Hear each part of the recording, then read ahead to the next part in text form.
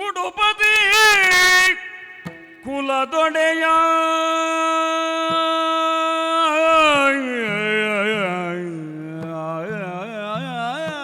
ನಾನು ಉಡುಪತಿ ಕುಲದೊಡೆಯ ನಾಮ ನುಡಿಯೇ ಶಂತನು ಎನ್ನ ನಾಮ ನುಡಿಯೇ ಶಂತನು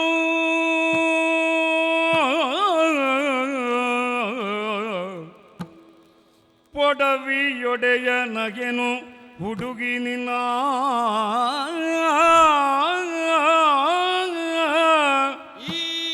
ಪೊಡವಿಯೊಡೆಯ ನಾನಗೆನು ಹುಡುಗಿ ನಿನ್ನ ಬೆಡಗಿಗೆ ಸೋತೆ. ಹೌದಾ? ಅಷ್ಟು ಉದ್ದ ನೀನು ಸೋಲ್ತಾ ಇದ್ದಿ. ಹುಡುಗಿ ನಿನ್ನ ಬೆಡಗಿಗೆ ಸೋತೆನು ನುಡಿಯಲೆಂತೂ ಸುಡುವನದೇ. ಎಲ್ಲಿಂದ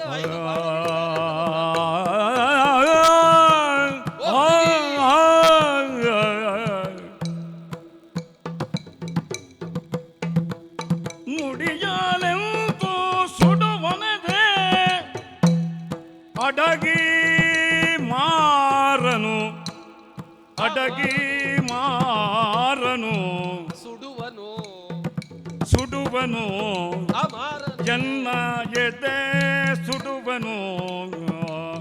ಅಡಗಿ ಮಾರನು ಎನ್ನ ಮಡದಿಯಾಗುವೆಯ ತರುಣಿ. ಓ ಬೆಡಗಿ ನೀ ಎನ್ನ ಮಡದಿಯಾಗು. ಆಗು ಅಡಗಿಸುತ್ತ ಸುಖ ನೀಡು. ಎನ್ನ ಮಡದಿಯಾಗು ತಡಗಿಸುತ್ತ ಸುಖ ಪಡೆವ ಹಸಿವನು. ಉಡುಪತಿ ಕುಲದೊಡೆಯ ನಾನು ನುಡಿಯೇ ಶಂತನು.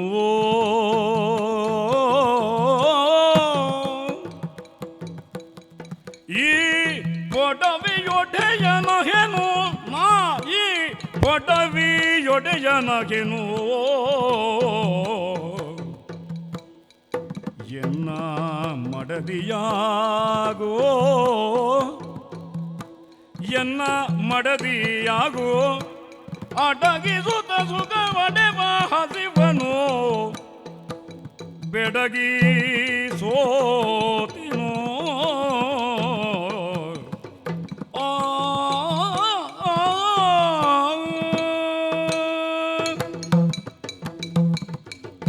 ನೀನು ಕಡಿಮೆ ಮಾತಿನಲ್ಲಿ ಅಡಗಿಸಿ ಹೇಳಿದ್ದನ್ನೇ ಬೆಡಗಿಯಾದಂತಹ ನಿನ್ನ ಮುಂದೆ ಸ್ವಲ್ಪ ಬಿಡಿಸಿ ಹೇಳಬೇಕು ಅಂತ ಇದ್ದೇನೆ. ಹೆಣ್ಣು ಮಕ್ಕಳು ಕಡಿಮೆ ಮಾತಾಡುವುದು, ಅರ್ಧ ಮುಚ್ಚಿ ಮಾತಾಡುವುದೆಲ್ಲ ಇದ್ದದ್ದೇ. ನೀನು ಹೊಯ್ಗೆಯಲ್ಲಿ ಬರೆದದ್ದನ್ನು ನೋಡಿಯೇ ನನಗೆ ಅರ್ಥ ಆಗಿದೆ. ನನ್ನ ಮೇಲೆ ನಿನಗೆ ವಿಶ್ವಾಸ ಉಂಟು ಅಂತ. ಮತ್ತೆ ನಾನು ಯಾರು ಅಂತ ತಿಳಿಯುವ ಕುತೂಹಲವನ್ನು ತೋರಿಸಿದೆ ನೋಡು. ಹೌದು, ನಾನು ಈ ಊರನ್ನು ಆಳುವಂತಹ ದೊರೆ. ನನ್ನನ್ನು ಪೊಡವಿಯನ್ನ ಆಳುವಂತಹ ಆಣ್ಮ ಮಹಾರಾಜ ಅಂತ ಕರೀತಾರೆ. ರಾಜ ಚಂದ್ರವಂಶಕ್ಕೆ ಸಂಬಂಧಪಟ್ಟಂಥವನು. ಶಂತನು ಅಂತ ನನ್ನ ಹೆಸರು. ರಾಜ ಪ್ರತೀಪನ ಸುತ ನಾನು. ಈ ರಾಜ್ಯವನ್ನು ಆಳುತ್ತಾ ಇರುವವನು. ನಿನ್ನನ್ನು ಕಂಡಾಗ, ನಿನ್ನ ಬೆಡಗನ್ನು ನೋಡಿದಾಗ ನಿನ್ನ ಬಗ್ಗೆ ಆಕರ್ಷಿತನಾಗಿದ್ದೇನೆ. ಹಾಗಾಗಿ ನನ್ನ ಮನಸ್ಸನ್ನು ತಣಿಸುವುದಕ್ಕೆ, ನನ್ನ ಮನೆಯನ್ನು ಬೆಳಗುವುದಕ್ಕೆ ನನ್ನ ಮಡದಿಯಾಗಿ ಬರುವೆಯಾ? ನೀನು ನಿನಗೆ ನಾ ಸೋತೆ, ನಿನ್ನ ಸೌಂದರ್ಯಕ್ಕೆ ಸೋತೆ.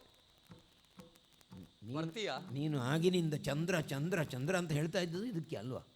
ನಮಗದು ಬಹಳ ಅಲ್ಲ, ವರ್ಣಿಸಿದ್ದೆಲ್ಲ ಚಂದ್ರನ ಹಾಗೆ ಮುಖ ಹಾಗೆ ಎಲ್ಲ ಹೇಳಿದ್ದು ನೀನು ಚಂದ್ರವಂಶದ. ನಮಗೆ ಗೊತ್ತಿದ್ದ 4 ಶಬ್ದ ಮಾತಾಡುದು ಕವಿಗಳಿಗೆಲ್ಲ ಹೆಚ್ಚು ಗೊತ್ತುಂಟು, ನಮಗೆ ಗೊತ್ತು. ಹೌದಪ್ಪ, ಹೌದು, ಬಹಳ ಒಳ್ಳೇದಾಗಿ ಮಾತಾಡಿದ್ದೆ. ಮತ್ತೆ ಕೆಲವೊಮ್ಮೆ ನಮ್ಮಲ್ಲಿ ಒಬ್ಬ ಕವಿ ಇದ್ದ, ಅವನಿಗೆ ಕಮಲ ಅಂತ ಮಾತ್ರ ಗೊತ್ತಿರುವುದು. ಅವನಿಗೆ ಮುಖವೂ ಕಮಲ, ಕಣ್ಣು ಕಮಲ, ಕುತ್ತಿಗೆ ನೋಡಿದ್ರೆ ಕಮಲದ ದಂಟು ಅಂತ ಹೇಳ್ತೆ, ಕಿವಿಯನ್ನು ನೋಡಿದ್ರೆ ಸ್ವಲ್ಪ ಮೊಗ್ಗಿನ ಕಮಲ ಅಂತ ಹೇಳ್ತಿದ್ದ. ಕಮಲದಲ್ಲಿ ಕಮಲೋತ್ಪತ್ತಿ ಅಂತ ಒಬ್ಬ ಕವಿ ಹೇಳಿದ್ದಾನೆ ನಮ್ಮಲ್ಲಿ. ಮುಖವೆನ್ನುವ ಕಮಲದಲ್ಲಿ ಕಮಲ ಉತ್ಪತ್ತಿ. ಯಾವ ಕುಲದ ಅಂತ ನಾನು ಅವನಲ್ಲಿ ಕೇಳಲಿಲ್ಲ. ಆದರೆ ಕೆಲವೊಮ್ಮೆ ರೂಪಕವಾಗಿ ಉಪಮೆಯಾಗಿ ಹೇಳುವಾಗ ಚಂದ್ರನನ್ನೇ ಹೇಳಿದ್ದು ನಾನು ಅಷ್ಟೇ. ಪಾಲಿಸುವಂತಹ ದೇವರಾದಂತಹ ನಾರಾಯಣನನ್ನ ಪ್ರತಿಯೊಂದು ಗುಣಗಳನ್ನು ವರ್ಣನೆಯನ್ನು ಕಮಲ ಕಮಲ ಕಮಲ ಕಮಲ ಅಂತಲೇ ಹೇಳ್ತಾರೆ. ಅವನನ್ನು ನಳಿನಾಕ್ಷ ಅಂತ ಹೇಳುವುದು ನಾವು, ಶ್ರೀಹರಿಯನ್ನು. ಹೌದು, ಅವನನ್ನು ನೋಡಿದರೆ ನಿನ್ನಲ್ಲಿ ನಳಿನಾಕ್ಷತೆ ಉಂಟು, ನಳಿನಾಕ್ಷಿ ಅಂತ ಹೇಳ್ಬೋದು. ಅಲ್ಲ, ತಪ್ಪಿದ್ರೆ ನಳಿನಾಕ್ಷ ನಂದಿನಿ. ಅಂತೂ ನಿನ್ನ ಕಣ್ಣು ಬಹಳ ಸೂಕ್ಷ್ಮ ಉಂಟು. ನಿನ್ನ ಕಣ್ಣು ಉಂಟಲ್ಲ, ಅದ್ಭುತ ಕಣ್ಣು. ನಾನು ಹುಡುಕುತ್ತಾ ಇದ್ದೆ ನನ್ನ ಹಾಗೆ ಸೂಕ್ಷ್ಮತೆ ಇರುವವರು ಯಾರಾದ್ರೂ ಜೊತೆಯಾಗುತ್ತಾರೋ ಅಂತ. ನನ್ನ ವಯಸ್ಸಿನಲ್ಲಿ ಆ ಬಯಕೆ ಹುಟ್ಟಿತ್ತು. ನಿನ್ನನ್ನು ನೋಡಿದಾಗ ನೀನು ನನ್ನ ಸೂಕ್ಷ್ಮಗಳನ್ನು, ನನ್ನ ಒಳಗನ್ನು ತಿಳಿದು ಮಾತಾಡ್ತಾ ಇದ್ದಿ. ಅಯ್ಯ, ನಮಗೆ ಹಿಂದಿನ ಪರಿಚಯವೇ ಇದ್ದ ಹಾಗೆ ನೋಡಿ ಇಷ್ಟೊತ್ತು ಮಾತಾಡ್ಲಿಲ್ಲ ನಾವು. ಕಣ್ಣು ಕಣ್ಣು ಮಾತಾಡುವಂಥದ್ದು, ಕಣ್ಣಿನಿಂದ ಕಣ್ಣಿಗೆ ಬೆಳಕು ಹರಿಯುವಂಥದ್ದು. ಮನಸ್ಸು ಕೂಡಿದರೆ ಅದು ಬೇರೆಯವರಿಗೆ ಅರ್ಥ ಆಗ್ಲಿಕ್ಕಿಲ್ಲ. ಕಣ್ಣು ನಾಲಿಗೆಯು ಕೂಡ್ತದೆ. ಅದು ಮತ್ತೆ ಹೌದು, ಮೊದಲು ಕಣ್ಣು ಮಾತಾಡಬೇಕು. ಕಣ್ಣು ಮಾತಾಡಿದ್ದು ಉಳಿದವರಿಗೆ ಅರ್ಥ ಆಗುದಿಲ್ಲ, ನೋಡಿದವರಿಗೆ ಮಾತ್ರ ಗೊತ್ತು. ಹೌದು, ಈಗ ನೀನು ಕಣ್ಣು ಮಾತಾಡಿ ಮತ್ತೆ ನಾಲಿಗೆ ಈಗ ಮಾತಾಡ್ತಾ. ನಾನು ಮತ್ತೆ ಕಣ್ಣು ಭಾಷೆ ಮಾಡಿದ್ದಲ್ಲ, ಎದುರೆದುರೇ ಮಾತಾಡ. ಹೌದಪ್ಪ, ನಮಗೆ ನಿನ್ನಷ್ಟು ಅಭ್ಯಾಸವೂ ಇಲ್ಲ. ಯಾಕಂದ್ರೆ ಕಣ್ಣು ಭಾಷೆ ನಾವು ನೇರ ದಿಟ್ಟ ಕಣ್ಣಿನಿಂದ ನೋಡುವವಲ್ವ ನೀವು. ಕೆಲಸಗಾರರಿಗಾದ್ರೆ ನಮ್ಮ ಕಣ್ಣ ಕೊನೆಯ ಸನ್ನೆ ಸಾಕಾಗ್ತದೆ. ಆದ್ರೆ ಎಲ್ಲಾ ಹೆಣ್ಣಿನ ನಡುವೆ ಹಾಗೆ ನಮ್ಮದು ವ್ಯವಹಾರ ಇಲ್ಲ. ಕಣ್ಣು ಭಾಷೆ ಅಂತ ಇಲ್ಲ, ನಾಲಿಗೆ ಭಾಷೆ, ಹೃದಯದ ಭಾಷೆ. ನೀನು ಏನು ಹೇಳಬೇಕಾದನ್ನೇ ಹೇಳುವುದು. ಅದಕ್ಕೆ ಹೇಳಿದ್ದು, ಮಡದಿ ಆಗ್ತೀಯಾ, ಮನೆಗೆ ಬರ್ತೀಯಾ. ಸರಸ ಸಖ್ಯ ವಿರಸ ಯುದ್ಧ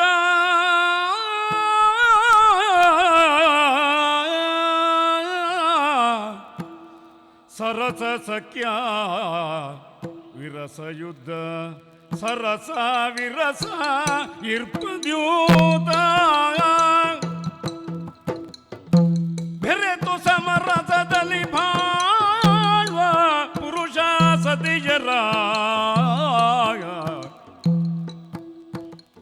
ಬೆರೆತು ಸಮರಸದಲ್ಲಿ ಬಾಳುವ ಪುರುಷ ಸತಿಯರ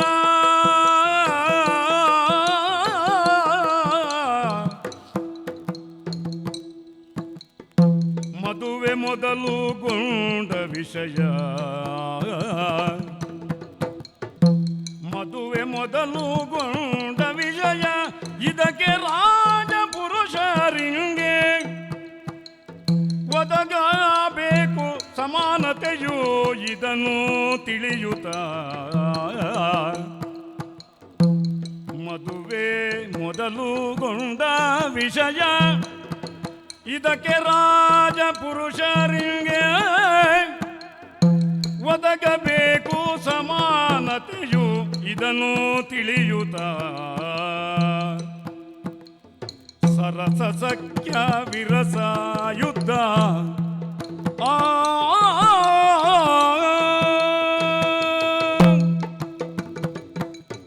ಅಯ್ಯ, ನೇರವಾಗಿ ನನ್ನನ್ನು ನೋಡಿದವ ನೀನು ಆಕರ್ಷಣೆಗೊಂಡಿದ್ದಿ. ಹೌದೌದು, ಸಹಜವೇ. ಸುಂದರಿಯಾದವಳನ್ನು ಒಬ್ಬ ರಾಜನಾದವ ನೋಡ್ತಾನೆ ಅಂತಾದರೆ ಅವನು ಮೊದಲು ಪ್ರಶ್ನೆ ಮಾಡುವಂಥದ್ದೇ ಮದುವೆ ಆಗ್ತೀಯಾ. ನೀನು ಕೇಳಿದ್ದು ತಪ್ಪು ಅಂತ ಹೇಳುವುದಿಲ್ಲ. ರಾಜರ ಲಕ್ಷಣವೂ ಹೌದು, ಅವರ ಯೋಗ್ಯತೆಯೂ ಹೌದು. ಯೋಗ ಇದ್ದರೆ ಮದುವೆ ಆಗ್ತದೆ, ಅದು ಬೇರೆ ಪ್ರಶ್ನೆ. ಹಾಗೆ ಇಷ್ಟರವರೆಗೆ ಯಾರಲ್ಲಿ ಕೇಳಲಿಲ್ಲ. ಇಲ್ಲಪ್ಪ, ಮೊದಲ ಬಾರಿಗೆ. ಯಾಕಂದ್ರೆ ನಾನು ಹಾಗೆ ಇದ್ದವರ ಎದುರಿನಲ್ಲೆಲ್ಲ ಹೋಗಿ. ಅಲ್ಲ, ನೀನು ಬಂದದ್ದು ಮೊದಲಿಗೆ. ನಾನು ಪುರುಷನನ್ನು ಕಾಣುವುದು ಮೊದಲಿಗೆ. ಇದು ನಿನ್ನ ಎದುರು ನನ್ನಂತವರನ್ನು ಇಷ್ಟವರೆಗೆ ನೋಡಲಿಲ್ಲ ನೀನು. ಇಲ್ಲವೇ ಇಲ್ಲ. ಒಳ್ಳೇದು ಒಳ್ಳೇದು. ಹಾಗೆಲ್ಲ ಇದ್ದವರನ್ನೆಲ್ಲ ನೋಡುವ ಕ್ರಮವೂ ಇಲ್ಲ ನನಗೆ. ಈಗ ನೋಡಿ ಏನು ಅನಿಸಿತು? ಈಗ ನೋಡಿದ ಮೇಲೆ ನನಗೆ ಅನ್ನುವಂಥದ್ದು, ಈ ಸರಸ ವಿರಸ ಸಖ್ಯತೆ ಯುದ್ಧ ಏನಿದ್ರೂ ಕೂಡ ಕೆಲವೆಲ್ಲ ಒಂದು ಸಮಾನತೆ ಅಂತ ಒಂದು ಪ್ರಪಂಚದಲ್ಲಿ ಹೇಳ್ತಾರೆ. ಸಮಾನತೆ ಬೇಕು. ಕೆಲವರೆಲ್ಲ ಆ ವಿಚಾರವನ್ನೆಲ್ಲ ಸೌಂದರ್ಯದ ಎದುರು ನಾಶ ಮಾಡಿಬಿಡ್ತಾರೆ. ಮೊದಲು ಸುಂದರಿ ಮದುವೆ ಆಗ್ತೀಯಾ, ಹೋಗುವ, ಅದಾಗಿ ಮತ್ತೆ ಬೇರೆ ಬೇರೆ ಬೇರೆ ಬೇರೆ ಪ್ರಶ್ನೆಗಳೆಲ್ಲ ಬರುವಂಥದ್ದು. ಅದಕ್ಕೆ ಸಮಾನತೆ ಹೇಗೆ ಮೊದಲಿನಲ್ಲಿ ಕೆಲವರು ಹೇಳುವುದುಂಟು, ರಸವೇ ಜನನ ವಿರಸವೇ ಮರಣ, ಮರಣ. ಸಮರಸವೇ ಜೀವನ. ದಾಂಪತ್ಯ ಅಂದ್ರೆ ಏನು? ಅಲ್ಲಿ ಒಂದು ಸಮಾನತೆ ಇರಬೇಕು. ಒಂದು ವೇಳೆ ಸಮಾನತೆ ಇಲ್ಲ ಅಂತಾದರೆ, ಎರಡು ಪಾತ್ರದಲ್ಲಿ ನೀರುಂಟು, ಸಮ ಇಲ್ಲ, ಹೆಚ್ಚಿಗೆ ನೀರಿದ್ದದನ್ನು ಇದಕ್ಕೆ ಹಾಕುವಂಥದ್ದು, ಸಮಾನತೆ ಮಾಡುವಂಥದ್ದು. ಸಮಾನತೆ ಮಾಡು ಅಂದರೆ ಅದು ಹೊಂದಾಣಿಕೆ ಅಂತ ಹೇಳುವುದು ಹಾಗೆ ಅಲ್ವಾ? ಹೌದು. ಈ ಬದುಕಿನಲ್ಲಿ ಆ ರೀತಿಯಾದಂತಹ ನೆಲೆ ಇದ್ದರೆ ಅದು ಒಳ್ಳೆಯ ಆದರ್ಶ ಮದುವೆ, ದಾಂಪತ್ಯ ಎಲ್ಲ ಆಗ್ತದೆ. ಈಗ ನೀನು ಹೇಳುವಂಥ ವಿಚಾರವನ್ನೆಲ್ಲ ಗಮನಿಸಿದರೆ ನನಗೆ ಯಾಕೋ ಸಮಾನತೆಯ ವಿಷಯದಲ್ಲಿ ಸ್ವಲ್ಪ ಗೊಂದಲ ಉಂಟಾಗ್ತಾ ಉಂಟು. ಮದುವೆ ಆಗಬೇಕು ಅಲ್ಲ, ಈಗ ಸಮಾನತೆಯಲ್ಲಿ ನೀನು ರಾಜ, ಹೌದು. ನಾನು ಆಗಲೇ ಹೇಳಿದ್ನಲ್ಲ, ನನಗೆ ಅಪ್ಪ ಅಮ್ಮ ಯಾರು ಅಂತ ಗೊತ್ತಿಲ್ಲ, ಅನಾಥೆ, ಇವರೆಲ್ಲ ಇದ್ದ ಹಾಗೆ ನಾನು ಇರುವಂಥದ್ದು. ಹಾಗಾಗಿ ಸಮಾನತೆ ಇಲ್ಲ, ಹಾಗಾಗಿ ಮದುವೆ ಆಗುವುದಕ್ಕೆ ನಿನಗೆ ಅಷ್ಟು ಸುಲಭದಲ್ಲಿ ಒಪ್ಪಿಗೆ ಇಲ್ಲ. ಆದರೆ ಮನಸ್ಸು ಉಂಟು. ನೀನು ಮನಸ್ಸು ಮಾಡಬೇಕು ಅಂತ ಇದ್ದರೆ ಅಗಮಾಶಿನಿ ಗಂಗೆಯಡೆಯೊಳು ನೋಡಿಲ್ಲಿ ಮುಗುದೆ ಸಿಕ್ಕಿದೆಯಾದ ಕಾರಣ ಚಿಂತಿಸಬೇಡ.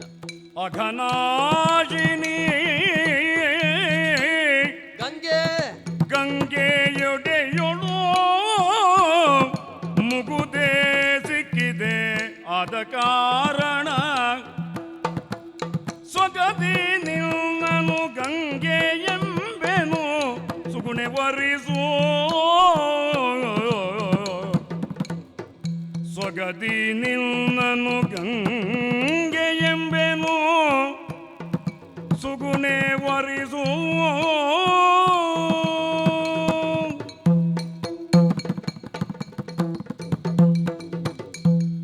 ಓ ಸುಗುಣೆ. ಓ, ಇಷ್ಟರವರೆಗೆ ನಿನ್ನ ರೂಪವನ್ನು ಹೇಳಿದ್ದು ನಾನು. ಈಗ ನಿನ್ನ ಮಾತು ಕೇಳುವಾಗ ನೀನು ಗುಣವಂತೆ ಎನ್ನುವುದರಲ್ಲಿ ಸಂದೇಹವೇ ಇಲ್ಲ.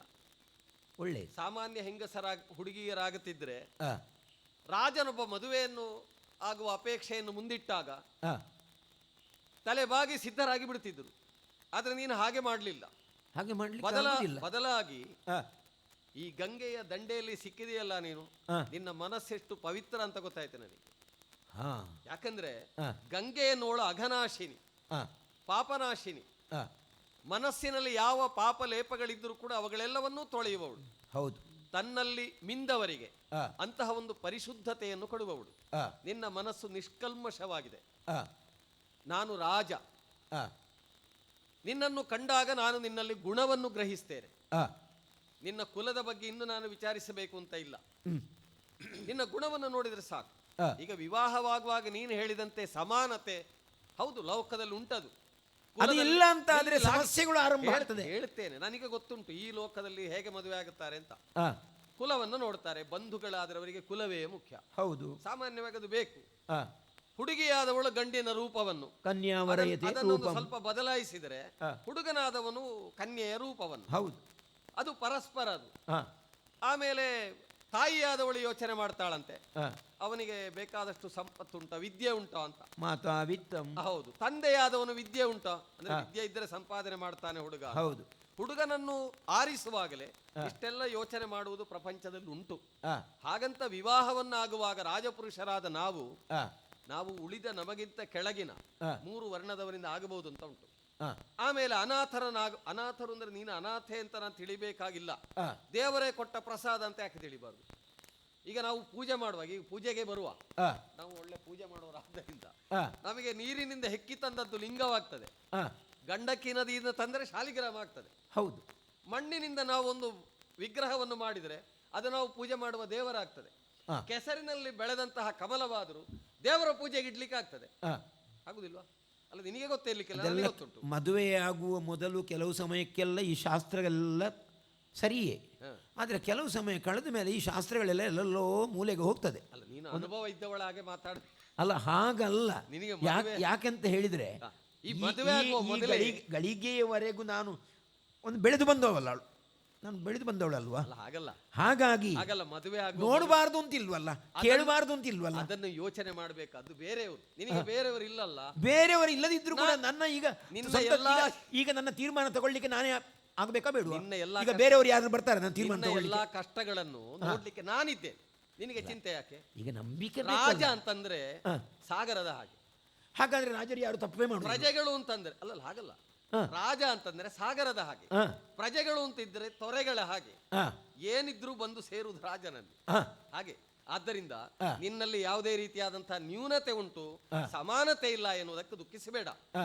ಮತ್ತೆ ರಾಜನಾದ್ದರಿಂದ ರಕ್ಷಣೆಗೂ ನಿನಗೇನು ತೊಂದರೆ ಆಗುವುದಿಲ್ಲ, ಹಾ. ಅರಮನೆಯಲ್ಲಿ ಬೇಕಾದ ಭೋಗಗಳಿಗೂ ಕೊರತೆ ಇಲ್ಲ. ಹಾ. ಆದ್ದರಿಂದ ನನ್ನನ್ನು ಸೇರು, ನಿನಗೆ ಗಂಗೆ ಅಂತ ಹೆಸರಿಡ್ತೇನೆ. ಹೊಸ ಹೆಸರು. ಹೊಸ ನಮ್ಮಲ್ಲಿ ಹೆಸರು. ಮದುವೆ ಆಗುವಾಗ ಗಂಗೆಯ ಹಳೆ ಹೆಸರು ಇಲ್ಲ ಅಂತ ಆದ್ರೆ ಹಾ. ಈಗ ಹೊಸ ಹೆಸರಿಡುವ ಕ್ರಮ ಉಂಟು ನಮ್ಮಲ್ಲಿ. ಹಾ. ಅದು ಗಂಡಿನ ಕಡೆಯವರು ಹೇಳುದು. ಹಾ. ಹಾಗೆ ನಿನಗೆ ಒಂದು ನಾನು ಗಂಗೆ ಅಂತ ಹೆಸರಿಡ್ತೇನೆ. ನನಗೇನು ಅಡ್ಡಿ ಇಲ್ಲ, ಅಡ್ಡಿಲ್ಲಲ್ಲ. ಹೇಗೆ ನೀರಿನ ಹತ್ರವೇ ಇದ್ದೇನೆ. ಹಾಗಾದ್ರೆ- ಆದ್ರೆ ಆದರೆ ಅಂತ ಇನ್ನೊಂದು ಅಷ್ಟು ಸುಲಭ ಇಲ್ಲ. ವರಿಸುವಡೆ ನಿನ್ನನ ಒರೆಬೆ ನಿನ್ನಯ ಶರ್ತ ಹ? ಅದೊಂದು ಹೊರದಲ್ಲಿ ಸುಭಾಷೆಯನ್ನು ತರುಣಿಯಾರೆಂದರಿವ ನೆರೆಯತ್ತಗೈಯದಿರು ಒರೆಬೆ ನೆರಡನೆ ಶರ್ತವನ್ನು.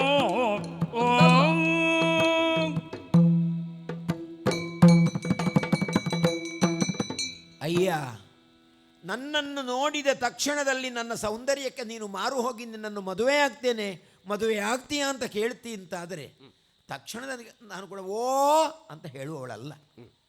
ನನಗೂ ಕೆಲವು ನಿಯಮಗಳೆಲ್ಲ ಉಂಟು. ನೀನು ಇಷ್ಟೆಲ್ಲ ಮಾತಾಡಿದ ಹಾಗೇನೆ ನೀನು ಎಷ್ಟು ದೊಡ್ಡ ಜ್ಞಾನಿ, ಎಷ್ಟು ತಿಳಿದವ, ರಾಜನ ಲಕ್ಷಣವನ್ನೆಲ್ಲ ಹೇಳ್ತಿ.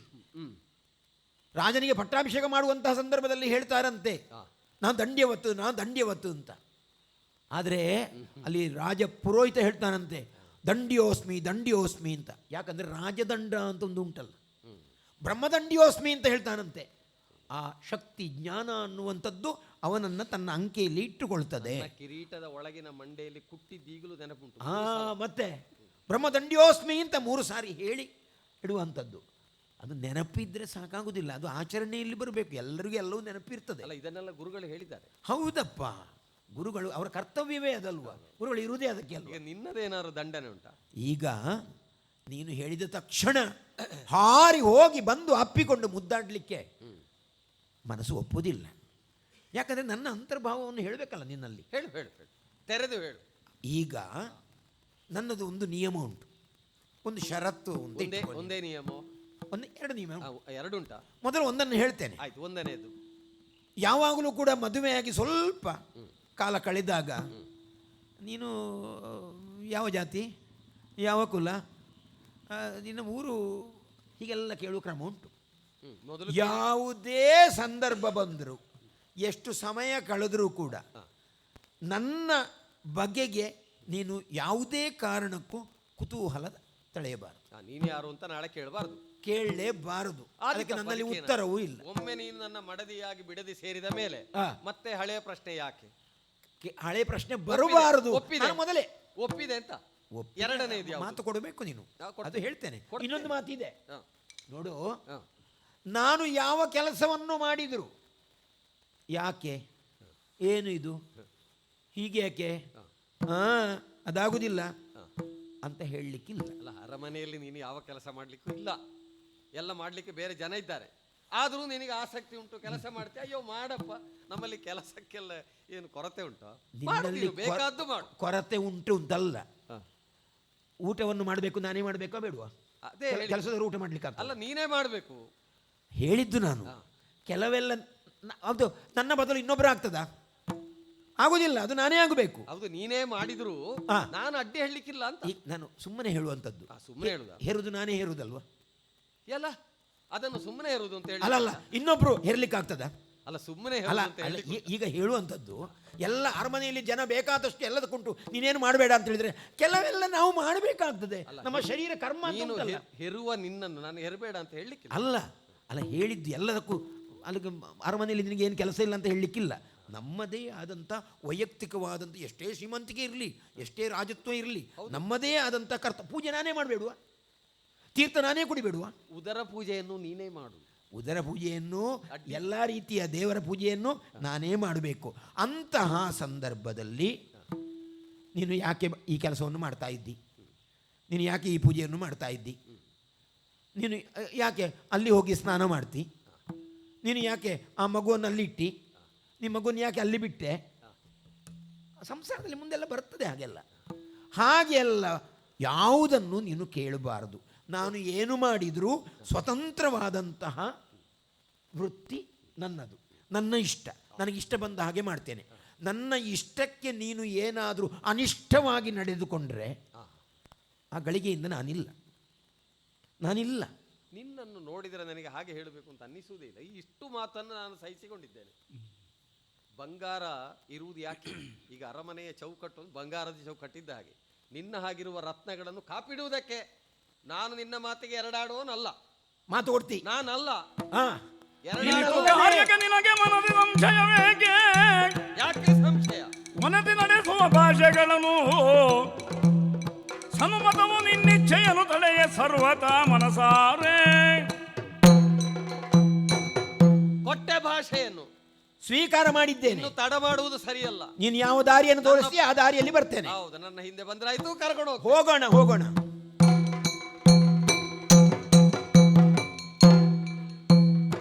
ಎಂತು ಬಣ್ಣಿಪೇ ನರಸಯ ಶಂತಭೂಪನ ಹರುಷದಂತಿ ಗಮನೆಯು ಬಸುರಿಯಾಗಿ ಸಂತಸದಿ ಬಯಕೆಗಳ ಸಂತದವು ಮಲಿಸಿ ನೀಮಂತಿಗೈದನು ವಿಧಿಯಾಗಿ. ಎಂತು ಬಣ್ಣಿಪೇ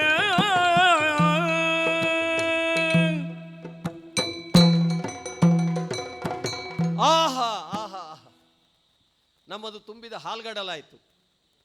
ಹುಣ್ಣಿಮೆ ಚಂದ್ರನಂತೆ ಕಾಣ್ತಾ ಇರುವಂತಹ ನಮ್ಮ ಅರಮನೆಯ ವೈಭವ.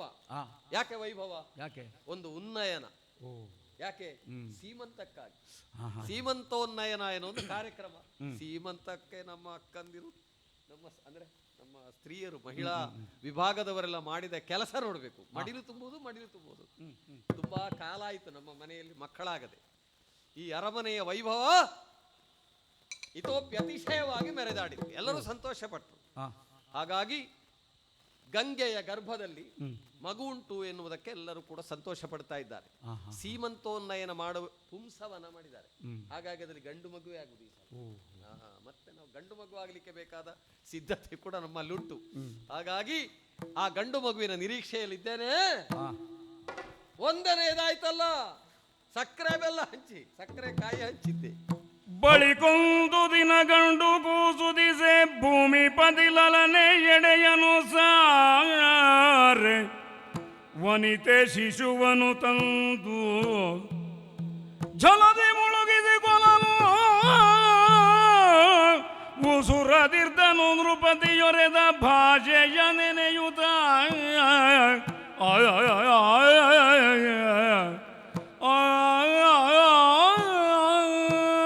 ಸಂತೋಷದ ಬದುಕನ್ನು ಬದುಕ್ತಾ ಇದ್ದೇನೆ. ಹೌದು, ಗರ್ಭಿಣಿಯಾಗಿದ್ದೇನೆ, ಮಗುವಿಗೆ ಜನ್ಮವನ್ನು ಕೊಟ್ಟಿದ್ದೇನೆ. ಹಿಂದಿನದೆಲ್ಲ ನೆನಪಾಗ್ತಾ ಇದೆ. ಯಾರಿಗೆ ನಾನು ಬರುವ ಹೊತ್ತಿಗೆ ಯಾವ ಮಾತನ್ನು ಕೊಟ್ಟಿದ್ದೇನೆ ಅನ್ನುವಂಥ ಸ್ಪಂದನೆ ನಮ್ಮ ಹೃದಯದ ಒಳಗೆ ಇದೆ. ಹಾಗಾಗಿ ಮಗುವನ್ನು ಮುದ್ದಿಸಿದ್ದೇನೆ. ಯಾವ ತಾಯಿಯೂ ಕೂಡ ತಾನು ಪಡೆದಂತಹ ಮಗುವನ್ನು ಹೀಗೆ ಹೋಗಿ ನೀರಿನಲ್ಲಿ ಬಿಡಲಿಕ್ಕೆ ಸಾಧ್ಯವೇ ಇಲ್ಲ. ಆ ಶಿಶು ಹತ್ಯೆಯ ಪಾಪ, ಎಲ್ಲರ ಪಾಪವನ್ನು ಪರಿಹಾರ ಮಾಡುವಂತಹ ಈ ಗಂಗೆ ಮಾಡ್ತಾ ಇದ್ದಾಳೆ ಅಂತ ಹೇಳಿದರೆ ಅದು ವಿಧಿ ಸಂಕಲ್ಪ ಅನ್ನುವಂಥದ್ದೇ. ಇದರ ಒಳ್ಳೆಯದೋ ಕೆಟ್ಟದ್ದೋ ಎಲ್ಲ ದೇವರಿಗೆ ಬಿಡ್ತೇನೆ. ಬ್ರಹ್ಮನೋ ವಿಷ್ಣುವೋ ಮಹೇಶ್ವರನೋ ಅವನಿಗೆ ಬಿಟ್ಟಂತಹ ವಿಚಾರ. ಮಗುವನ್ನು ಎತ್ತಿಕೊಂಡಿದ್ದೇನೆ, ಹೋಗಿ ನೀರಿನಲ್ಲಿ ಹಾಕಿ ಬಿಡ್ತೇನೆ, ಮುಳುಗಿಸಿದ್ದೇನೆ. ಹರಹರ ದುರ್ವಿಧಿಯನ್ನನು ತರುಣಿಯ ಬಳಿಗೆಳೆ ತಂದಿತೇ ದೇವರೇ. ಅರಿಯಲು ಮಾನವಿಲ್ಲವೋ ಕರುಣಾರಸಹೀನೆ ತರುಣಿಯ ರೂಪದ ಭೂತವೋ ಕರುಳಿನ ಗುಡಿಗಳ ಕೊಂದಳೋ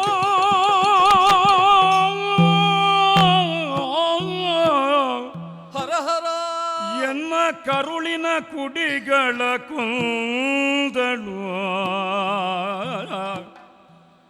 ಮುರುಟಿದುದೈ ಶಶಿಕುಲಲತೆ ಧುರುಳೆಯ ದೆಸೆಯಿಂದ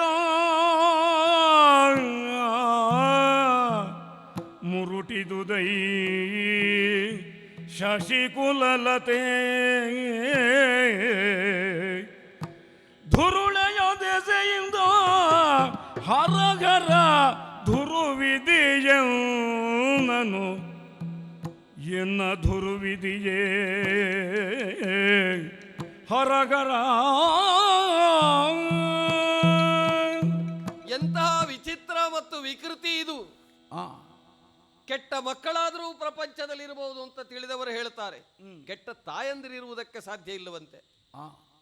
ಒಂದಿಷ್ಟು ಮಮಕಾರ ಮಮತೆ ಎನ್ನುವುದಿಲ್ಲದೆ ತಾನೇ ನವಮಾಸ ಗರ್ಭದಲ್ಲಿಟ್ಟು ಕಾಪಿಟ್ಟಂತಹ ಶಿಶುವೊಂದನ್ನು ಅಪಾರವಾದಂತಹ ಯಾತನೆಯನ್ನು ಅನುಭವಿಸಿ ಈ ಪ್ರಪಂಚದಲ್ಲಿ ಬೆಳಕನ್ನು ತೋರಿಸಿದರೂ ಕೂಡ ಆ ಮಗುವನ್ನು ಎತ್ತಿಕೊಂಡು ಹೊತ್ತು ಹೋಗಿ ಹೊಳೆಗೆ ಹಾಕಿ ಸಾಯಿಸ್ತಾಳೆ ಅಂತಾದ್ರೆ ಇವಳು ಮನುಷ್ಯಳ?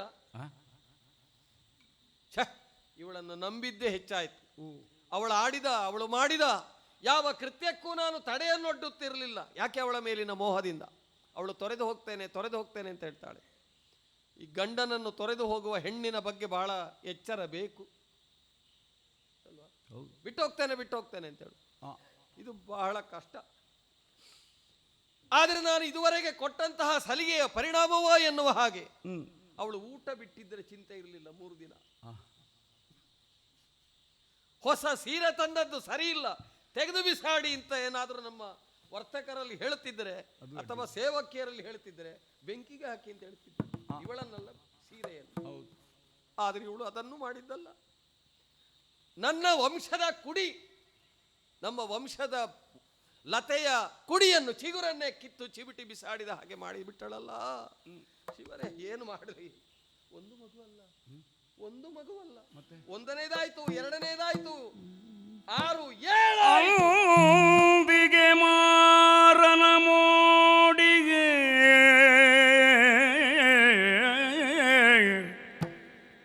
ಅಂದಿಗೆ ಮಾರನ ಮೋಡಿಗೆ ಸಿಲುಕಿ ಮಾಡಿದೆ, ತಪ್ಪು ಮಾಡಿದೆ ನಾನು. ಭಾಷೆಯನಿತೆನೋ ಹರಗರ,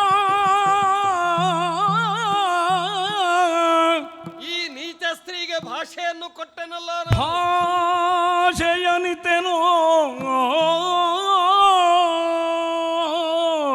ಶಿವನೇ ಇಂದಿಗೆ ಮುಳುವಾಯಿತೆ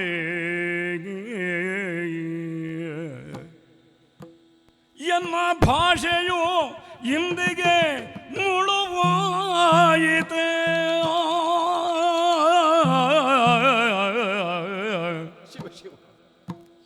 ಎನ್ನ ಕಂದರ ಪ್ರಾಣಗಳ ಕೊಂದಳೆ, ಎನ್ನ ಕಂದಗಳ ಪ್ರಾಣಗಳ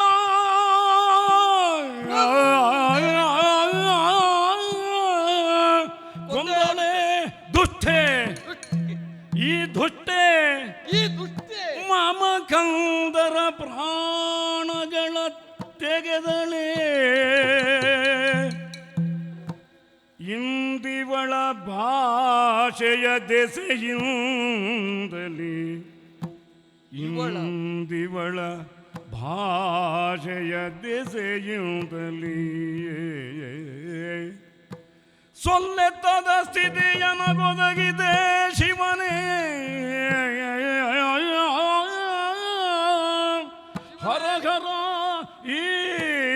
ಇವಳ ಭಾಷೆಯ ದೆಸೆಯಿಂದಲೇ ಎನಗೆ ಸೋಲು ಎತ್ತದ ಸ್ಥಿತಿಯೊದಗೀತೆ. ಹರನೇ ಶಂಕರ ಪಾರ್ವತೀವರನೇ, ಹರಹರ ಹರಹರ.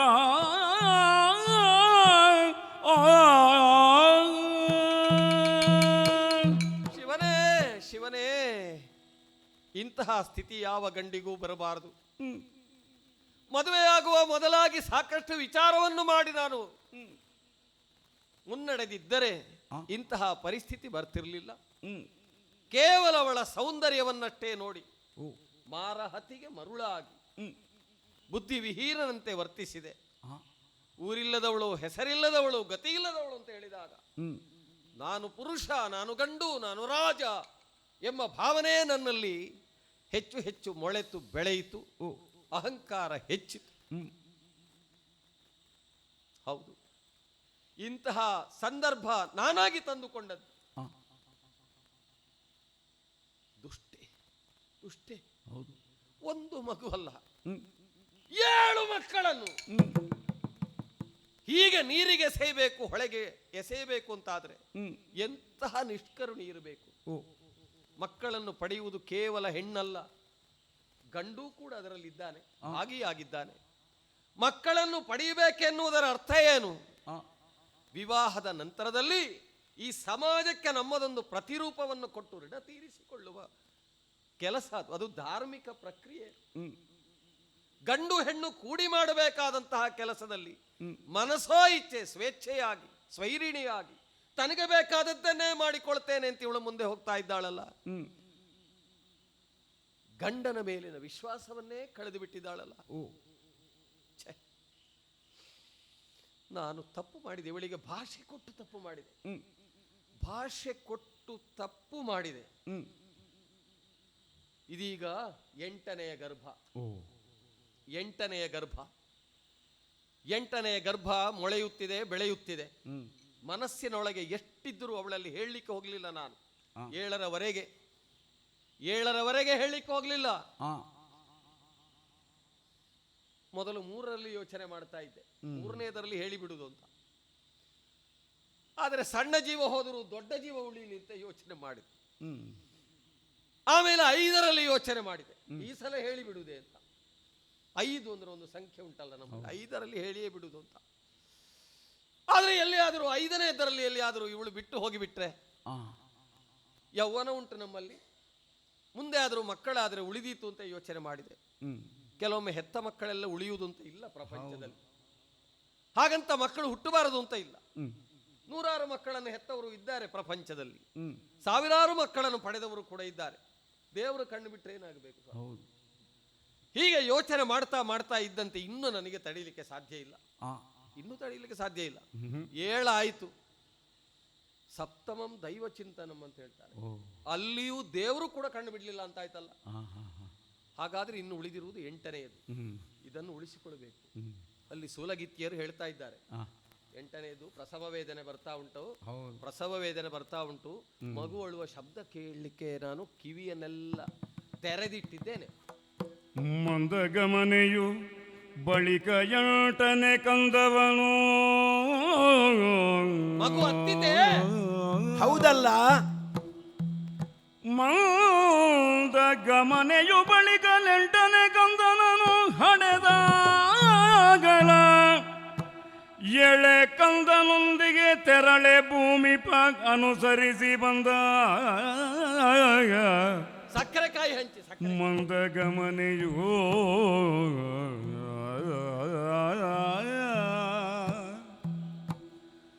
ಪತಿಯ ಶಿಶುವನು ನೀರೊಳಗೆ ದುದ ಬಿಸುಡುವ ಗಂಗೆಯ ಪೃಥ್ವಿಪ ತಡೆದ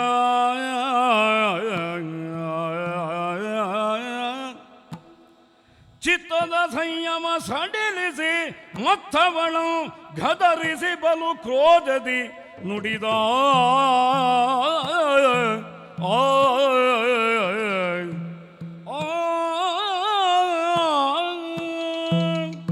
ಆಗಿನಿಂದ ನೋಡುತ್ತಾ ಇದ್ದೇನೆ, ಹೊಟ್ಟೆ ನೋವು ಬಂದಿದೆ, ಮಗುವಿಗೆ ಜನ್ಮವನ್ನು ಕೊಟ್ಟಿದ್ದೇನೆ. ಯಾವಾಗಲೂ ಇಲ್ಲಿ ಓಡಾಟ ಮಾಡದೇ ಇದ್ದಂತಹ ಶಂತನು ಇವತ್ತು ಯಾಕೋ ಬೆಳಿಗ್ಗಿನಿಂದಲೇ ಇಲ್ಲೇ ಓಡಾಡ್ತಾ ಇದ್ದಾನೆ, ಆ ಕಡೆ ಈ ಕಡೆ ಆ ಕಡೆ ಈ ಕಡೆ. ಊಟ ಮಾಡಿದ್ದಾನೆ ಇಲ್ಲೋ ಗೊತ್ತಿಲ್ಲ, ಅರ್ಥ ಆಗಲಿಲ್ಲ ಯಾಕೆ ಅಂತ. ಏನು ಬೇಕಾದರೂ ಇರಲಿ, ನನ್ನ ಕರ್ತವ್ಯ ಏನು? ನಾನು ಯಾವಾಗಲೂ ಮಾಡುವಂತ ಕೆಲಸ. ಮಗುವನ್ನು ಎತ್ತಿಕೊಂಡಿದ್ದೇನೆ, ಹಾಗೆ ಹೋಗ್ತಾ ಇದ್ದೇನೆ.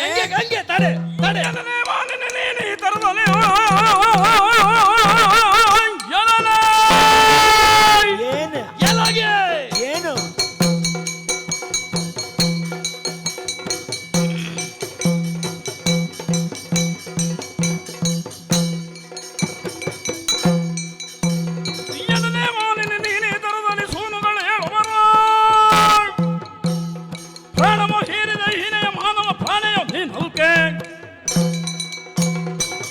ಗಂಗೆ ಗಂಗೆ ತಡೆ ತಡೆ ತಡೆ, ನೀನು ನಾರಿಯೋ ಮಾರಿಯೋ? ಹೋಗ್ತಾ ನಿನಗೇನು ಮೈಯಲ್ಲಿ ದೆವ್ವ ಹೊಕ್ಕಾಗೆ ಮಾಡ್ತೀನಿ. ನೀನು ಮಗುವನ್ನು ಹೊತ್ತುಕೊಂಡು ಎಲ್ಲಿಗೆ ಹೋಗ್ತಾ ಇದ್ದೀನಿ? ನನ್ನ ದಾರಿಗೆ ಅಡ್ಡ ಬರಬೇಡ. ಮೊದಲು ನಾನು ತಡೆಯುವುದೇ. ನೀನೆಲ್ಲಿಯಾದ್ರೂ ನೀರಿಗೆ ಈ ಮಗುವನ್ನು ಕೊಂಡೋಗಿ ಹಾಕಿದೆ ಅಂತಾದ್ರೆ ನಾನು ಬಿಡುವುದಿಲ್ಲ ನಿನ್ನನ್ನು.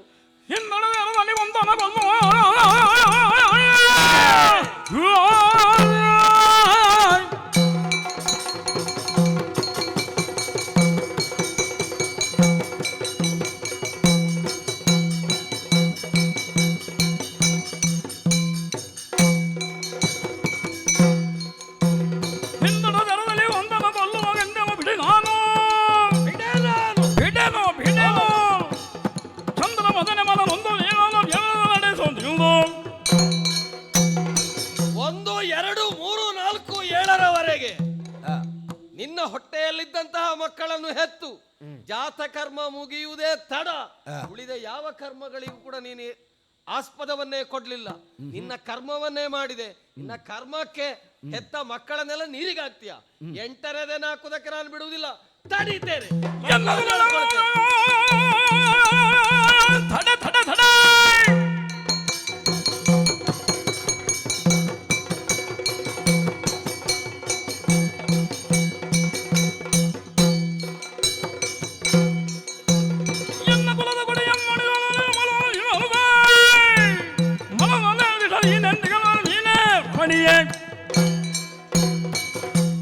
ಮಗುವನ್ನೇನಾದರೂ ಬಿಸಾಡುವುದಕ್ಕೆ ಪ್ರಯತ್ನ ಪಟ್ರೆ ನಾನು ಸುಮ್ಮನಿರುವವನಲ್ಲ. ನನ್ನ ಕೈಗೆ ಕೊಡು ಮಗುವನ್ನು. ಕೈಯಲ್ಲಿ ಹಿಡಿದಿದ್ದೇನೆ, ಬಿಸಾಡ್ಲಿಕ್ಕೆ ಬಿಡುವುದಿಲ್ವಾ ನೀನು? ನಾನು ಬಿಡುವುದಿಲ್ವಾ? ನಿನ್ನ ಕೈಯನ್ನು ಹಿಡ್ಕೋ. ಭಾಷೆಯೋ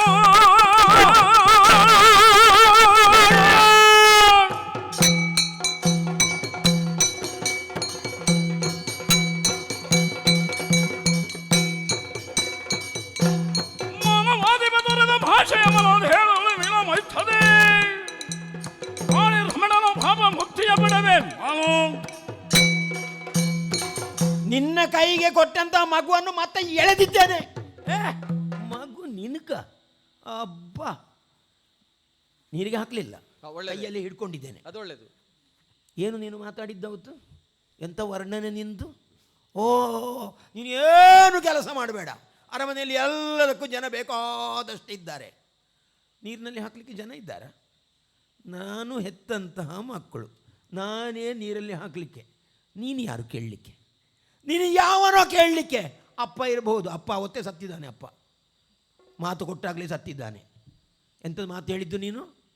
ನಾನು ಕೊಟ್ಟಂತಹ ಹೇಳಿದಂಥ ವಿಚಾರ ಏನು? ನಾನು ಯಾರು ಏನು ಎತ್ತ ಅಂತ ಕೇಳಬಾರದು. ಓ, ನಿನ್ನ ಬಾಯಿಂದ ಬಂದ ಮಾತು. ಆಮೇಲೆ ನಾನು ಯಾವ ಕೆಲಸವನ್ನು ಮಾಡಿದರು, ಎಂಥ ಕೆಲಸವನ್ನು ಮಾಡಿದರು, ಎಲ್ಲಿ ಹೇಗಿದ್ದರೂ ಕೂಡ ಅದನ್ನು ಕೇಳಬಾರ್ದು. ಕೇಳಿದ ಗಳಿಗೆಯಲ್ಲಿ ನಾನು ಅಲ್ಲಿ ಇಲ್ಲ, ನನಗೆ ನಿನಗಿರುವಂಥ ಸಂಬಂಧ ಮುರಿದು ಆಯ್ತು ಅಲ್ಲಿಗೆ ಅಂತ ಹೇಳಿದ್ದೇನೆ ಇಲ್ವಾ? ಈಗ ಈ ಮಗುವನ್ನು ನೀರಿಗೆ ಹಾಕಲಿಕ್ಕೆ ಹೊರಟವಳು ನಾನು. ಅದು ನನ್ನ ಸಂಕಲ್ಪ, ನನ್ನ ತೀರ್ಮಾನ. ಬೇಡವೋ ಬೇಡ, ಆದರೆ ಮಗುವನ್ನು ನಿನಗೆ ಕೊಡುವುದಿಲ್ಲ. ಮಗು ನನ್ನ ಕೈಯಲ್ಲಿದ್ದೆ. ನಮ್ಮ ಸಂಬಂಧ ಇಲ್ಲಿಗೆ ಮುಗಿದೋಯ್ತು. ನೀನು ನನ್ನ ಗಂಡನೂ ಅಲ್ಲ, ನಾನು ನಿನ್ನ ಹೆಂಡತಿಯೂ ಅಲ್ಲ. ನರಕ ಅನುಭವಿಸು. ಈಗ 8 ಆಯಿತು. ಇನ್ನು ಯಾರಿದ್ದಾರೆ? ನಿನಗೆ ತಾಯಿ ಬೇಕಾದ್ದೋ ಮಗು ಬೇಕಾದ್ದೋ? ನಿನಗೆ ತಾಯಿ ಬೇಕೋ ಮಗು ಬೇಕು? ಕೆಲವರು ಹೇಳ್ತಾರೆ ಮಗು ಹೋದ್ರೂ ಅಡ್ಡಿ ಇಲ್ಲ, ಇನ್ನು 4 ಪಡಿಬಹುದು ಇದರಲ್ಲಿ ಅಂತ. ಇದೇ ಹೋಯ್ತು ಅಂತಾದರೆ ಪಡೆಯುವುದು ಯಾವುದರಲ್ಲಿ? ಇನ್ನು ಯಾವುದೋ ಹುಡುಕಬೇಕು ಎಲ್ಲೋ. ಮಗುವಿನ ತಾಯಿಯೂ ಬೇಕು, ತಾಯಿಯ ಮಗುವೂ ಬೇಕು. ನೀನು ಹೋಗಬೇಡ, ನಿಲ್ಲು. ನನ್ನ ಮಾತು ಮುಗಿಯಿತು. ನನ್ನ ಯಾವುದೋ ಒಂದು ರೀತಿಯಾದಂಥ ತೀರ್ಮಾನವನ್ನು ಮಾಡಿಕೊಂಡು ಬಂದವಳು. ರಾಜನಿಗೆ ಕೊಟ್ಟಂತಹ ಮಾತಿಲ್ಲ. ಗಳಿಗೆಗೆ ಒಂದು ಅನ್ನುವಂಥದ್ದು ಪ್ರಪಂಚಕ್ಕೆ ಈಗಲೇ ತಿಳಿಬೇಕು. ಈಗ ಇಷ್ಟಾದರೂ ಸೌಂದರ್ಯವನ್ನು ನೋಡಿದಾಗ ಪ್ರಪಂಚವೇ ಅದು ಎಲ್ಲ. ನೀನು ಹೋಗುವುದಾದ್ರು ಯಾರು ಅಂತ ಹೇಳಿ ಹೋಗು. ಅಯ್ಯ, ಹಾಗೆಯೇ ಹೋಗುವುದಿಲ್ಲ ನಾನು. ಮಗುವನ್ನು ತೆಗೆದುಕೊಂಡೇ ಹೋಗ್ತೇನೆ. ಎಲ್ಲಿಗೆ? ಆ ಲೋಕದವಳು ನಾನು. ಯಾವ ಲೋಕ? ಗಂಗೆ ಅಂತ ನನ್ನ ಹೆಸರು. ನಾನು ಯೋಚನೆ ಮಾಡಿ ಲೋಕಕ್ಕೆ ಬಂದವಳು ನಾನು. ಶಾಪದ ನಿಮಿತ್ತ ಬಂದವಳು. ಆದರೆ ಈ ಮಕ್ಕಳು 7 ಹೋಯ್ತಲ್ಲ, ಅದರ ಬಗ್ಗೆ ನೀನು ಯೋಚನೆ ಮಾಡಬೇಕಾಗಿಲ್ಲ. ನನಗೆ ಯೋಚನೆ ಇಲ್ಲ, ಯೋಚನೆ ಬೇಡ. ಅದು ಎಲ್ಲಿಗೆ ಹೋಗಬೇಕೋ ಅಲ್ಲಿಗೆ ಹೋಗಿದೆ. ಮತ್ತೆ ಪುನಃ ಅವರು ಕೂಡ ಶಾಪದಿಂದಲೇ ಬಂದವರು.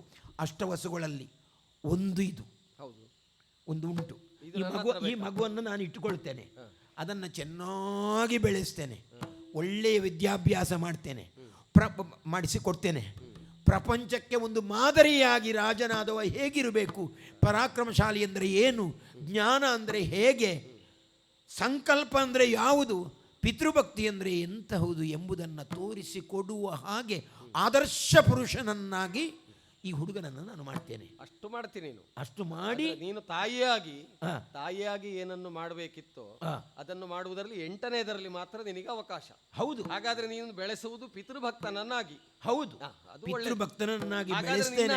ಅಲ್ಲಿಯವರೆಗೆ ಮಗುವಿನ ಮೇಲೆ ನಿನಗೆ ಅಧಿಕಾರ ಇಲ್ಲ, ಹತೋಟಿ ಇಲ್ಲ. ಆಮೇಲೆ ನೀನು ಅಪ್ಪನಾಗಿರು. ಅಲ್ಲಲ್ಲ, ಅಪ್ಪ ಅಲ್ಲದಿದ್ರು ಅಪ್ಪನೇ. ಸ್ವಲ್ಪ ಆಮೇಲೆ ಅಪ್ಪನ ಕರ್ತವ್ಯ ಏನುಂಟು ಅದನ್ನು ಮಾಡು ನೀನು. ಆಗ್ಲಿಲ್ಲ, ತಾಯಿಗೆ ಮಗುವನ್ನು ಬೆಳೆಸಲಿಕ್ಕೆ ಒಂದು ಹಂತದವರೆಗೆ ಒಂದು ಅಧಿಕಾರ ಉಂಟು. ಅಷ್ಟು ಸಮಯ ತಾಯಿಯ ಬಳಿಯಲ್ಲಿ ಮಕ್ಕಳಿರಬೇಕು. ಆಮೇಲೆ ಎದೆ ಎತ್ತರಕ್ಕೆ ಬೆಳೆದ ಮೇಲೆ ತಂದೆಯ ಹತ್ತಿರ ಇರಬೇಕು. ಮತ್ತೆ ವಿದ್ಯಾಭ್ಯಾಸ ಮೇಲು ಲೋಕದಲ್ಲಿ ಸಿಗ್ತದೆ ಅಂತಾದ್ರೆ, ನನ್ನ ಮಗನಿಗೆ ಸಿಗ್ತದೆ ಅಂತಾದ್ರೆ ಅದನ್ನು ಪಡ್ಕೊಂಡೇ ಬರಲಿ, ಅಲ್ಲಿವರೆಗೆ ನಾನು ಕಾಯ್ತೇನೆ. ಅಯ್ಯ, ನನಗೂ ರಕ್ತ ಸಂಬಂಧ ಇದೆ. ಹೌದಾ? ನನ್ನ ಹೊಟ್ಟೆಯಲ್ಲಿ 9 ತಿಂಗಳು ಆ ಬೆಳೆದಂತಹ ಶಿಶು ಆ ರಕ್ತ ಸಂಬಂಧ ಬಿಟ್ಟು ಹೋಗಲಿಕ್ಕೆ ಸಾಧ್ಯ ಇಲ್ಲ. ನನ್ನ ಮಗುವನ್ನು ನಾನು ಪ್ರೀತಿಯಿಂದ ಮಮಕಾರವನ್ನು ಅದಕ್ಕೆ ಧಾರೆ ಎರೆದು ಸಲಹಿ ಮತ್ತೆ ನಿನಗೆ ಇಲ್ಲೇ ಒಪ್ಪಿಸ್ತೇನೆ. ನೀನು ಬರ್ತಿ, ಮತ್ತೆ ಖಂಡಿತ ಕಾಣ್ಲಿಕ್ಕೆ ಸಿಗ್ತೀಯಲ್ವಾ? ಕಾಣ್ಲಿಕ್ಕೆ ಮಗ ಇದ್ದಲ್ಲಿವರೆಗೆ ಇರ್ತೀಯೇನೋ, ನೋಡೋಣ. ಮಗನಿಗೆ ನಾನು ಯಾವಾಗಲೂ ಸಿಕ್ಕುವ ಹಾಗೆ ಇರ್ತೇನೆ, ಇರುವುದು ಒಳ್ಳೇದು. ಈ ಅಪ್ಪನಿಗೆ ಸಿಕ್ಕುದಿಲ್ಲ ನಾನು. ಅಲ್ಲ, ಅಪ್ಪನಿಗೆ ಸಿಗಬೇಕಾಗಿಲ್ಲ. ಅಪ್ಪನಿಗೆ ಬೇಗ ಹೋಗ್ಲಿಕ್ಕೆ ಉಂಟು, ಅಮ್ಮನಿಗೆ ಬೇಗ ಹೋಗ್ಲಿಕ್ಕೆ ಆಗುದಿಲ್ಲ. ಯಾಕಂದ್ರೆ ಅಪ್ಪನಿಗೆ ಬೇರೆಯೂ ಸಿಗ್ತದೆ, ಎಲ್ಲಿಯೂ ಸಿಗ್ತದೆ. ಗಂಗೆ ಅಂತ ಹೇಳಿದ ಮೇಲೆ ಗೊತ್ತಾಯ್ತು, ನಾನು ಅಲ್ಲಿ ನೀನು ಮೇಲಿಂದ ಅಲ್ಲಿಗೆ ಹೋಗ್ಬೇಕು. ಅಲ್ಲ, ನೀನು ಮೇಲಿಂದ ಕೆಳಕ್ಕೆ ಇಳಿಯುವವಳು, ಇಲ್ಲಿ ಇಳಿದವರನ್ನು ಮೇಲಕ್ಕೆ ಕಳಿಸುವವಳು. ಹೌದು, ನಾವು ಹಾಗಲ್ಲ, ನಾವು ಇಳಿದದ್ದೇ ಮೇಲೆ ಹೋಗ್ಲಿಕ್ಕಾಗಿ ಬೇಗ ಮೇಲೆ ಹೋಗುವಂತ ವ್ಯವಸ್ಥೆ ಮಾಡಿಕೊ. ನನಗೆ ನನ್ನಲ್ಲಿ ಕಾಯ್ತಾ ಇರುವವರು ಹಲವು ಮಂದಿ ಇದ್ದಾರೆ, ಆದರೆ ಒಬ್ಬ ನನ್ನ ನಿರೀಕ್ಷೆಯಲ್ಲೇ ಇದ್ದಾನೆ. ಅವನಲ್ಲಿ ಹೋಗಿ ನಾನು ಸಂತೋಷವಾಗಿ. ಶಾಪ ಎನ್ನುವುದು ಇಬ್ಬರಿಗೂ ಉಂಟಲ್ವಾ? ಖಂಡಿತ ಉಂಟು, ಖಂಡಿತ ಉಂಟು. ನಾನು ಮೊದಲೇ ಹೇಳಿದ್ದೇನೆ, ಇದು ಕರ್ಮಭೂಮಿ. ಶಾಪ ಬಂದ್ರು ನೋಡು, ನಾನೀಗ ಹೇಗಿದ್ದೇನೆ, ನಿನಗೆ ಮಗುವನ್ನು ಬಿಡ್ಲಿಕ್ಕಾಗುದಿಲ್ಲ ಎನ್ನುವ ತವಕ ಇದ್ದ ಹಾಗೆ ಈಗ ನಿಲ್ಲು ಆಗ್ಲಿಲ್ಲ. ನೀ ನನ್ನ ಮಾತನ್ನು ಕೇಳು. ನಾನು ಪಡೆದ ಮಗುವನ್ನು ನೀನು ಕೊಂಡೋಗುತ್ತೀಂತಾದ್ರೆ ನಾನಿಷ್ಟು ತಡ್ಕೊಂಡಿದ್ದೇನಲ್ಲ, ಇದು ದೊಡ್ಡದು. ಈಗ ನನ್ನನ್ನು ಮದುವೆಯಾಗುವ ಮೊದಲು ನೋಡಿದಂತಹ ಭಾವ ಈಗ ನನ್ನನ್ನು ನೋಡಿದಾಗ ನಿನಗೆ ಬರ್ತದ? ಏನು ಇಲ್ಲ, ಗಂಗೆ ಬರಲಿಕ್ಕೆ ಸಾಧ್ಯವೇ ಇಲ್ಲ. ಸ್ನಾನ ಮಾಡಿದ ನಾನು ಅಲ್ಲಿಗೆ ಸೇರಿ ಆಯ್ತು. ಅಲ್ಲಲ್ಲ, ಗಂಗೆಯಲ್ಲಿ ಸ್ನಾನ ಮಾಡಿದ ಮೇಲೆ ಮತ್ತೆ ಗಂಗೆಯ ನೀರಿನ ಬಗ್ಗೆ ಮೋಹ ಅಲ್ಲ, ನಾವು ಪುಣ್ಯ ಲೋಕದ ಕಡೆಗೆ ಗಮನ ಇರುವುದು. ಹಾಗೆ ಆಗಲೂ ಬೇಕು, ತೀರ್ಥ ಕುಡಿಲಿಕ್ಕೆ ಗಂಗೆಯೇ ಬೇಕು. ಅಲ್ಲಲ್ಲ, ಎಲ್ಲಿಗೆ? ಗಂಗೆಯ ನೀರನ್ನು ಕುಡಿಯುವುದು ಯಾವಾಗ? ಯಾವಾಗ? ಮೇಲೆ ಹೋಗುವ ದೃಷ್ಟಿ ಇದ್ದವರಿಗೆ ಮಾತ್ರ. ಖಂಡಿತ ಅಲ್ಲ, ಖಂಡಿತ ಅಲ್ಲ. ಗಂಗಾ ಸ್ನಾನ ಗಂಗಾ ಗಂಗೇತಿ ಯೋ ಬ್ರೂಯಾತ್ ಯೋಜನಾನಂ ಶತೈರಪಿ ಮುಚ್ಯತೆ ಸರ್ವ ಪಾಪೇಭ್ಯಃ ವಿಷ್ಣು ಲೋಕಂ ಸ ಗಚ್ಚತಿ. ಅದು ಯಾವಾಗ ಹಾಗೆ ಅಂತ ಹೇಳಿಬಿಟ್ಟು ದೇವರ ಸ್ನಾನವನ್ನ, ದೇವರ ಪೂಜೆಯನ್ನು ಮಾಡಿದ ಮೇಲೆ ತೀರ್ಥ ಗಂಗಾ ತೀರ್ಥ ಅಂತಲೇ ಹೇಳುವಂಥದ್ದು. ಈಗಲೂ ಕೂಡ ಊಟ ಮಾಡುವ ಹೊತ್ತಿಗೆ ಗಂಗೆ ಗಂಗೆ ಅಂತಲೇ ಬಡಿಸುವಂಥದ್ದು, ನೀರು ಅಂತ ಹೇಳುದಿಲ್ಲ ಯಾರು. ಅದು ಕೆಲವರು ಹೇಳುದಷ್ಟೇ, ನಿನ್ನಂತವ್ರು ಹಾಗೆ ಹೇಳಬಾರ್ದು, ಗಂಗೆ ಅಂತಲೇ ಹೇಳಬೇಕು. ನಮ್ಮಂತವರು ಹೇಳುದು ಅದನ್ನೇ ಹೇಳಿದ್ರು. ಪಾಪದಿಂದ ಮೋಚನವನ್ನು ಮಾಡುವುದಕ್ಕಿರುವುದು ಗಂಗೆ ಅಂತ.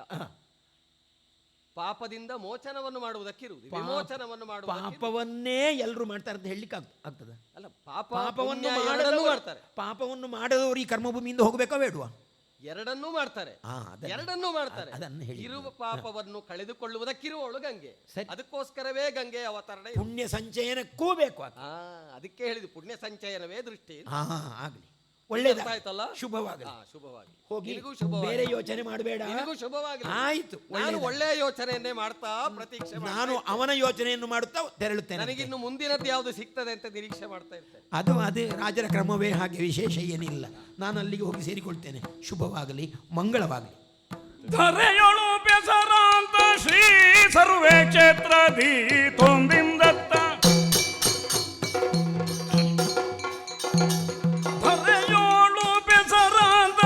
ಶ್ರೀ ಸರ್ವೇ ಕ್ಷೇತ್ರದಿ ಸ್ಥಿರವಾಗಿ ನೆಲಸಿಗ ಶ್ರೀ ಸುಬ್ರಹ್ಮಣ್ಯಗೆ ಶರಣಾಗತ ವತ್ಸಲ ಪರಿಪಾಲಕ ಧುರಿತ ನಿವಾರಕ ಭಯಂಕರಗೆ ಮಂಗಳಂ ಜಯ ಮಂಗಳಂ ಶುಭ ಮಂಗಳಂ. ಕಟಿಲೇಶ್ವರಿಗೆ ಮೂಕಾಂಬಿಕೆಗೆ ಶ್ರೀ ಮಹಾಲಿಂಗನಿಗೆ ಶ್ರೀ ಆಂಜನೇಯನಿಗೆ ಮಂಗಳಂ.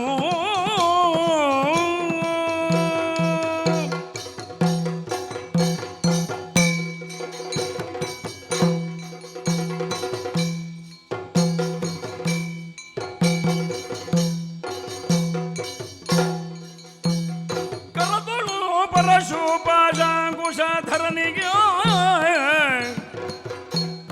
ಹರುಷದಿ ಭಕ್ತರ ಪೊರೆವಗೆ ಉರಗಾಭೂಷಣನ ಸುಕುಮಾರ ಗಜವದನನ